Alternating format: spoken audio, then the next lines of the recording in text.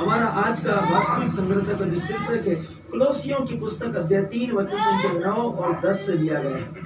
वचन कहता है कि एक दूसरे से झूठ मत बोलो, क्योंकि तुमने पूरे पुराने मनुष्यत्व को उसके कर्मों समेत उतार डाला है और नए मनुष्यत्व का अर्थात मसीह की पुनरुत्थान में देह को पहन लिया है, जो अपने सृजनहार के स्वरूप में आपके सृष्टिकर्ता के प्रतिरूपता में के अनुसार ज्ञान प्राप्त करने के लिए आपको नया बनाता है। क्योंकि बुद्धि का आत्मा, ज्ञान का आत्मा, समय का आत्मा, रहस्यों का आत्मा, विधियों का आत्मा, विधान का आत्मा, भविष्यवाणियों का आत्मा आप में रहता है। परमेश्वर की उपस्थिति का आत्मा आप में रहता है। कुलोसी अध्याय 3 वचन 9 और 10 वचन का शीर्षक कहता है नई सृष्टि के लिए एक नया जीवन।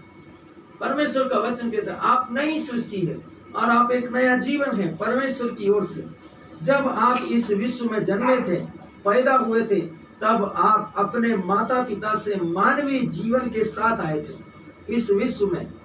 अपने इसी जीवन में आपने इसी जीवन को जिया है, माता पिता के द्वारा मिला हुआ मानवीय जीवन, जब तक कि आप नए जन्मे नहीं हुए और आपने दूसरे जीवन को ग्रहण नहीं किया, अर्थात परमेश्वर का जीवन और स्वभाव जो कि स्वर्ग का है। इसलिए क्या इसका यह अर्थ है कि आपके अंदर दो जीवन है? सोचिए मेरे प्रियो, एक मानवीय जीवन और दूसरा आत्मिक जीवन। क्या यीशु मसीह के विषय में नहीं कहा गया वो मनुष्यों और ईश्वर के अनुग्रह में बढ़ता गया? आपके अंदर मनुष्यों और ईश्वर का अनुग्रह है और आप उसी में बढ़ रहे हैं। इसीलिए कहा गया है कि क्या इसका यह अर्थ है कि आपके अंदर दो जीवन हैं, अर्थात एक मानवीय जीवन और दूसरा दैवी जीवन? परमेश्वर का वचन कहता है, सर्वशक्तिमान का वचन कहता है बिल्कुल नहीं। जिस दिन आप नई सृष्टि बन गए, आप विश्वास में आ गए, उस दिन सिर्फ आप में एक पवित्र, शुद्ध और आत्मिक जीवन जो स्वर्ग का है, पवित्र आत्मा से भरा हुआ जीवन, परमेश्वर की उपस्थिति का जीवन, केवल वही जीवन है। आप मानवीय जीवन नहीं जी सकते जैसे दूसरे जीते हैं। सोचते हैं कि हम तो मनुष्य हैं और मनुष्यों के साथ साथ तो ये होता रहता है। सोचिए मिस्र में क्या दिखाया था परमेश्वर ने। जो इस्राएलियों के घरों में हुआ वो मिस्रियों के घर में नहीं था, जो मिस्रियों के घरों में था वो इस्राएलियों के घर में नहीं था। परमेश्वर विश्वासियों में और अविश्वासियों में अंतर रखता है। परमेश्वर आत्मिक जीवन में और मानवीय जीवन में फर्क रखता है। तो कैसे दोनों एक साथ रह सकते हैं? बिल्कुल नहीं रह सकते मेरे प्रियो। आपको परमेश्वर का यही विश्वास का जीवन दिया गया है। आप एक दैवी जीवन जीते। आप मानवीय स्वभाव के अनुरूप नहीं सोच सकते, मानवीय स्वभाव के अनुसार परिस्थितियों के साथ समझौता नहीं कर सकते। जब आप करते हैं वही समय है कि आप यूदस के समान परमेश्वर के साथ है लेकिन परमेश्वर के साथ नहीं है। सोचिए आपने क्या किया है? आपने अयोग्य रीति से दैवी जीवन को जिया है। लेकिन यदि आप दैवी जीवन की योग्यता के साथ, वचन के साथ संगति में हैं, तो इस पृथ्वी का जीवन, मानवीय जीवन में से या दुष्टता के संसार में से कुछ भी आपको हानि नहीं पहुंचा सकता। यही कहा गया, मैंने तुम्हें सांपों, बिच्छुओं और बैरी की सब शक्तियों पर अधिकार दिया है, कुछ भी तुम्हें हानि नहीं पहुंचा सकेगा। परमेश्वर का वचन कहता है एक मसीह के रूप में, एक विश्वासी के रूप में आपके पास केवल जीवन है और यह परमेश्वर जीवन है। महिमा का जीवन, सत्यनिष्ठा का जीवन, दैवीय दिव्यता और भव्यता का जीवन, अद्भुत भविष्यवाणी, चमत्कार, उन्नति, सफलता, प्रोग्रेस, आशीष और दैवीय महिमा को बढ़ाने वाला जीवन आपके पास है।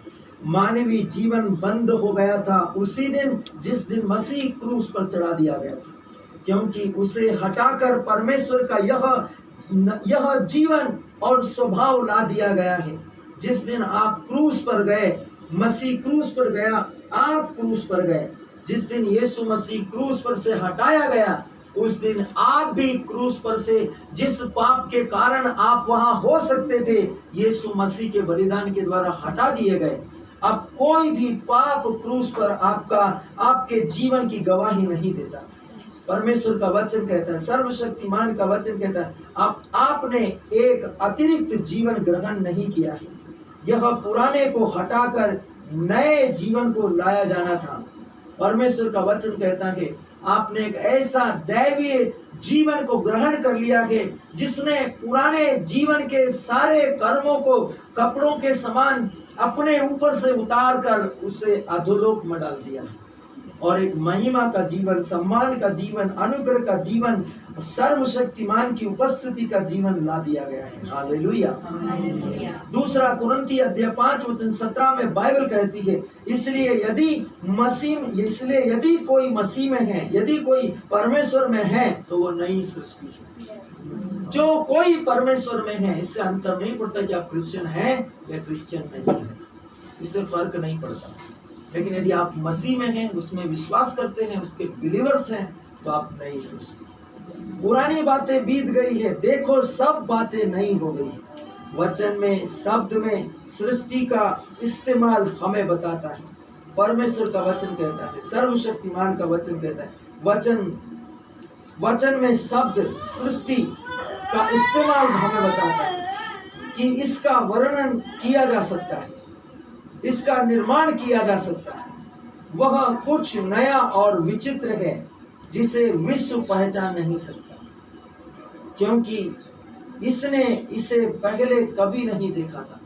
यह दैवी जीवन यीशु मसीह में छिपा हुआ है।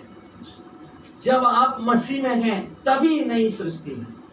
आप मसीह में नहीं हैं, दैवी जीवन छुपा हुआ है। जब आप मसीह में हैं, नई सृष्टि है और आपके अंदर वो है। यीशु ने कहा, वो जो मुझ में विश्वास करता है वो काम करेगा जो मैं करता हूं, बल्कि मुझसे भी ज्यादा सामर्थ और शक्तिशाली काम। जब आप मसीह में हैं, आप सामर्थ और शक्तिशाली कामों को कर सकते हैं। लेकिन यदि आप मसीह में नहीं हैं, तो आपका दैवी जीवन छुपा हुआ है यीशु मसीह में। परमेश्वर का वचन कहता है, यह उसी तरह से है जो बाइबल पहला यूहन्ना अध्याय 3 में 3 वचन